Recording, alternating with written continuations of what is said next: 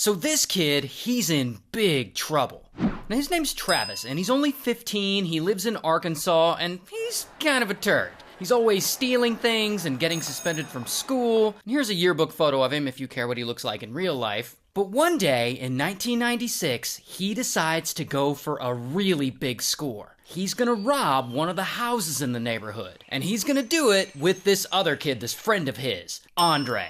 And so Travis and Andre, they bike over to this house. But they decide, nah, instead of robbing a house, let's rob 2 houses. Like, you rob that one, and I'll rob that mansion over there. And boom, it's decided. And so Travis breaks into this house, and he's combing through things to steal, and then suddenly, out of nowhere, a Toyota Camry pulls up outside. And Andre's driving it. Where the hell did he suddenly get a car? And so Travis goes to figure out what's going on. And Andre's panicking, and he tells him, I went to rob that mansion, and I thought people weren't home, but they actually were home. So I pulled out my pew-pew, and blam, blam, I executed both of them. He then stole their Toyota Camry and drove it to pick up Travis. And now he's like, will you go back to the mansion with me to help me dispose of the bodies? And Travis, he hears all this, and he's like, all right. And so the 2 of them, they head over to this mansion to dispose of these 2 bodies. And the 2 bodies are still there. And they try to move them, but unfortunately for them,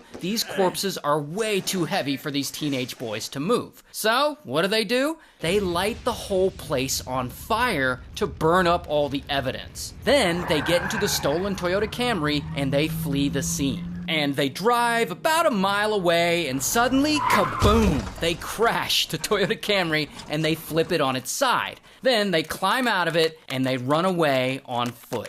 Meanwhile, a local resident is driving down the road, and he sees the wrecked Toyota Camry flipped on its side, and he's like, what the fuck? And so he eventually goes to the mansion to check on the owner of the car, and he sees that the place is on fire. And this leads to the police and fire department showing up, and that is when they find the 2 bodies inside. And so police investigate all this, and they put out a reward for $10,000 for anyone who can give them information that would lead to an arrest. And about a month later, they finally get some information that Travis was involved. And so they go to his house and they question him. But Travis, he isn't talking. He isn't admitting to anything. And so they end up forcing him to take a polygraph test. And he passes. Mostly because polygraphs are pseudoscience, I keep telling you guys. But anyway, so they make him take another one, and he passes again. And they make him take a 3rd one, and he passes again. But police are sure that Travis was involved in this crime. So somehow they get him to take a 4th polygraph test. This time, he fails. And finally, police are able to use this as leverage to get him to confess. Now, Travis only ends up confessing to breaking into the houses and stealing stuff. But he says he didn't shoot anyone. He says it was Andre who was the one who shot and unalived the 2 people in the mansion, not him. However, because he just did confess to breaking into houses and stealing stuff, bam, they arrest him for that.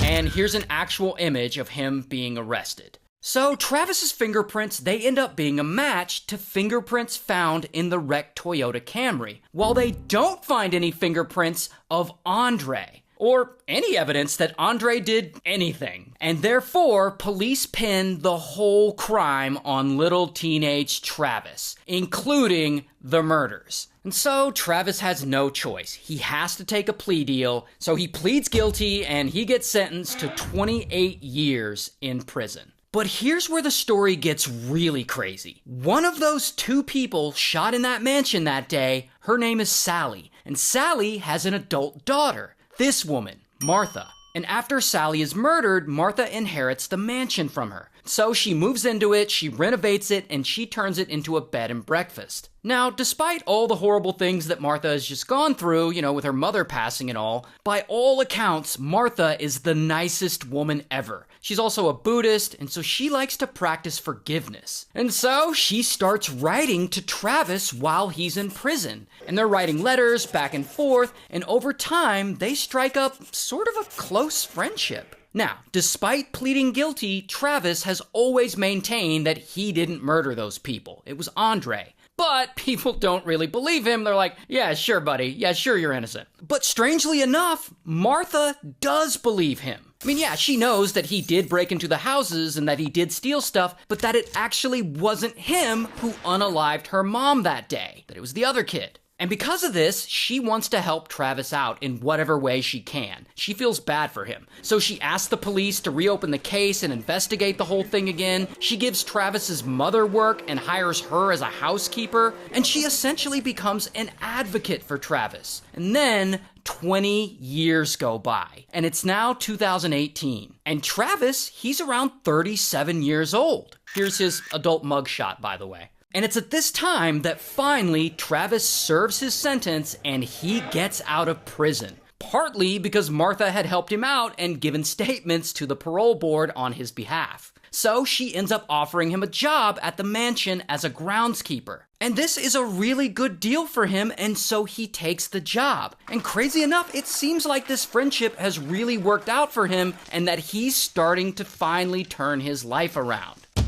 Until about a year goes by and Travis is still working there at the mansion. And one day, it all goes bad. On that day, Martha ends up selling one of the chandeliers in the house to someone for $10,000. And that person pays her cash, and she stashes the cash in one of the rooms in the mansion until she has time to run to the bank. And old Travis, he just happens to be working that day. And he also happens to learn that this transaction went down. And so he waits. He waits until no one's around. And he sneaks into the room where the $10,000 is stashed, and he swipes it.